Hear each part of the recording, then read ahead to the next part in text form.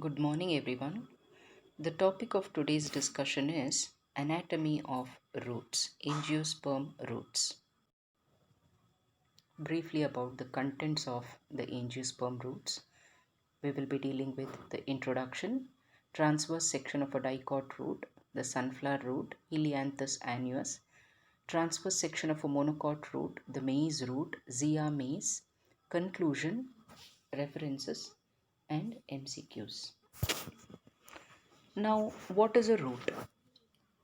A root is the descending part of the plant axis and it is positively geotropic. That means it grows towards the ground or earth.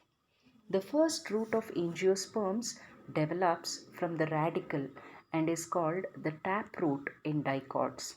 However, in monocots, the taproot is short lived and replaced by adventitious roots.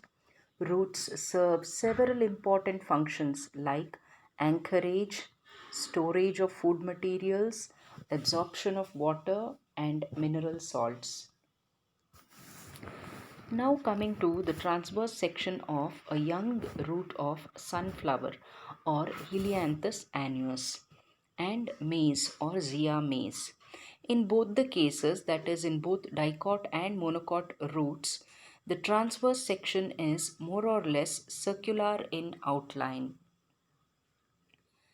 and it shows three types of tissue systems: the epiblema or piliferous layer or rhizodermis, the cortex, and the vascular tissue or the stele. Now, these are the pictures of dicot root and monocot root. So, the upper smaller circular ones are the ground plans of both the dicot and monocot roots, and the lower ones are a portion enlarged or a sector enlarged. We'll come back to this later. Now, coming to the three types of tissue systems of the roots. Firstly, the epiblema or piliferous layer or rhizodermis. This is the outermost layer of a root. It is made up of compactly arranged thin walled parenchyma cells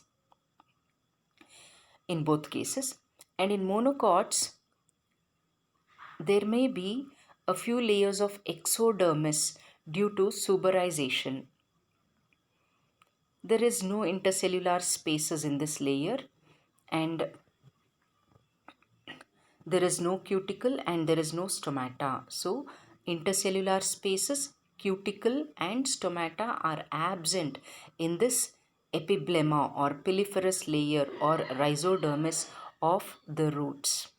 The cells are elongate or tubular or barrel shaped with root hairs. There are unicellular root hairs present here and there, and the cells of this layer are living and they perform all vital functions like absorption, respiration, etc.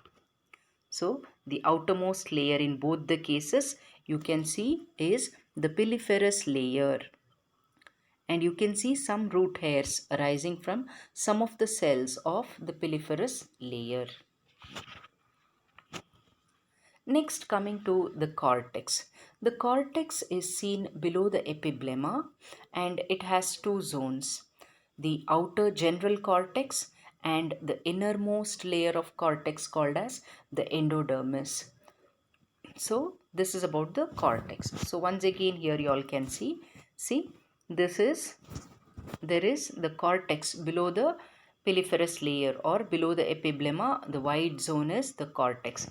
Outer cortex is called general cortex and innermost is called as the endodermis.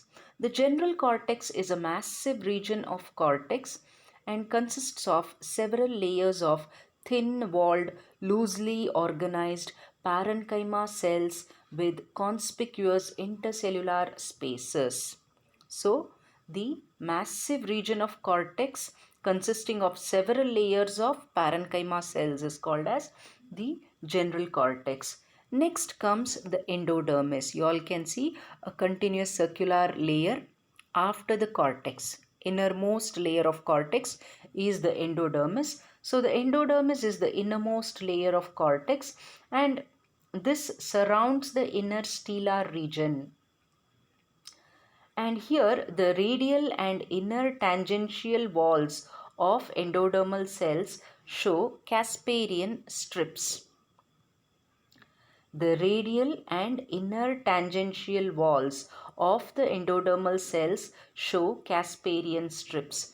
These are formed due to the deposition of suberin or lignin, deposition of a cell wall material called suberin or lignin. However, some of the endodermal cells lying opposite to the protoxylem elements remain thin-walled, and they are called as the passage cells. These passage cells permit the passage of water and dissolved mineral solutes into the protoxylem elements absorbed by the root hair. So, those cells, those endodermal cells which do not have the deposition of suberin or lignin are called as passage cells. So, the two layers of cortex are general cortex and the endodermis. Then coming to the inner stele or vascular tissue. The inner stele or vascular tissue is made up of three types of cells: the pericycle, the vascular bundles, and the interstellar ground tissue. These are the three regions of the stellar regions. So, the pericycle, intrastellar ground tissue, not interstellar, it is intrastellar, within the stele, the ground tissue present within the stele, and the vascular bundles. Pericycle. Pericycle consists of a single layer of thin-walled parenchymatous cells present below the endodermis. So, below the endodermis is present the pericycle. It is made up of a single layer of thin-walled parenchyma cells. It forms the outer boundary of the stele and it is non-vascular. The lateral roots are developed from the pericycle in case of the dicots. In case of dicots, the lateral roots and secondary vascular tissue develop from the pericycle. And in case of monocots, only lateral roots develop from the pericycle.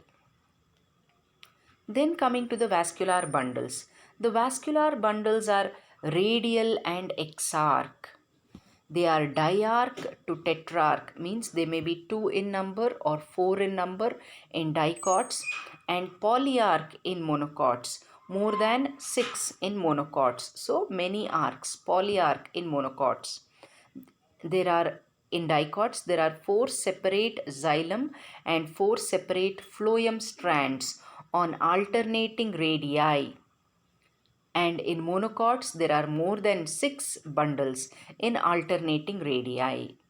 The phloem has sieve tubes, companion cells, and phloem parenchyma. So, you all can see the vascular bundles here. See, the upper picture shows the monocot vascular bundles.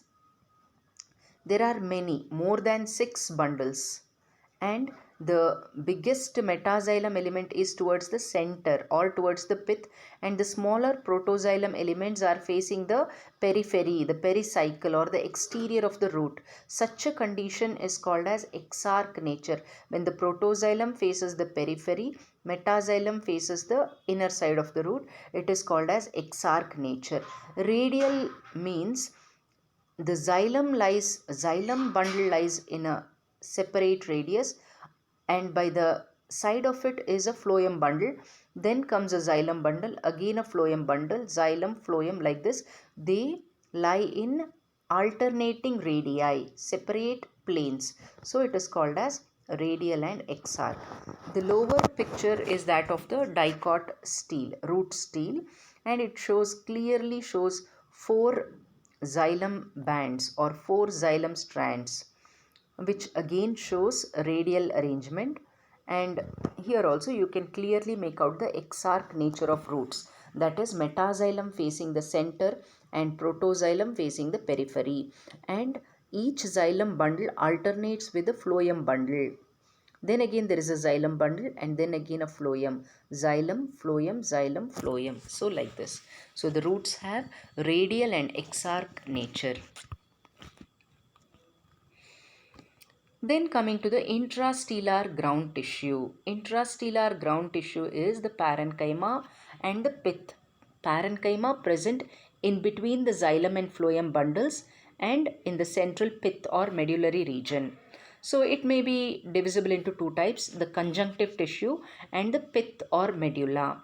Conjunctive tissue means it is the parenchyma cells between the xylem and phloem bundles. The parenchyma cells lying in between the xylem and phloem bundles. During secondary growth, this forms interfascicular cambium in dicots.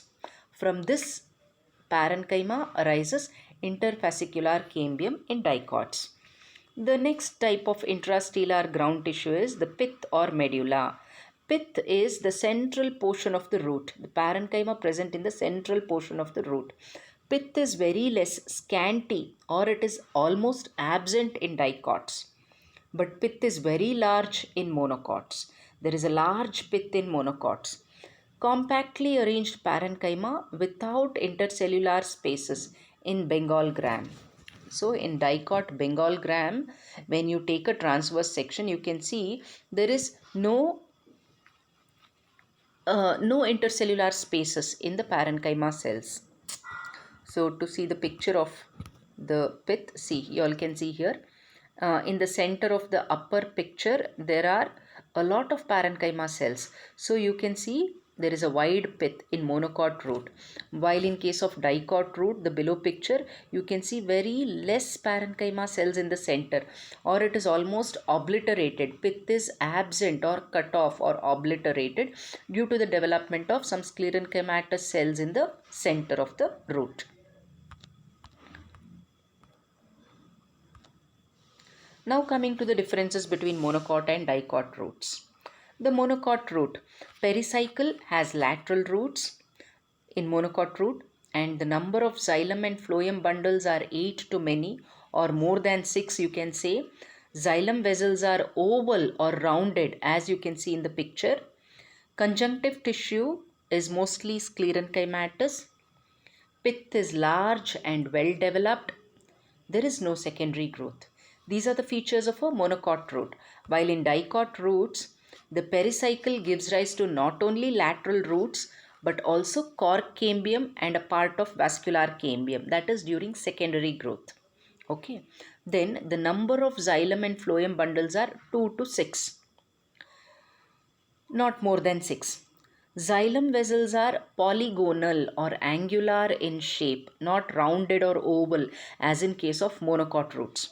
Conjunctive tissue here is parenchymatous in dicot roots, whereas in monocots they may be sclerenchymatous also. In dicots, pith is absent or insignificant. The central portion is absent or insignificant. While there in monocots, there is a wide pith of parenchymatous cells. Secondary growth is present here in dicot roots, while there is no secondary growth in monocot roots. Conjunctive tissue forms the vascular cambium during secondary growth in dicot roots.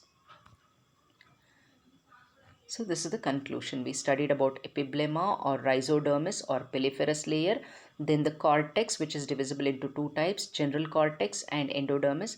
The endodermis, the pericycle, outermost layer of steel within which are the vascular bundles, the conjunctive tissue and the pith.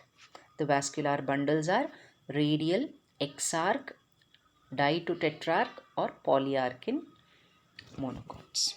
Thank you.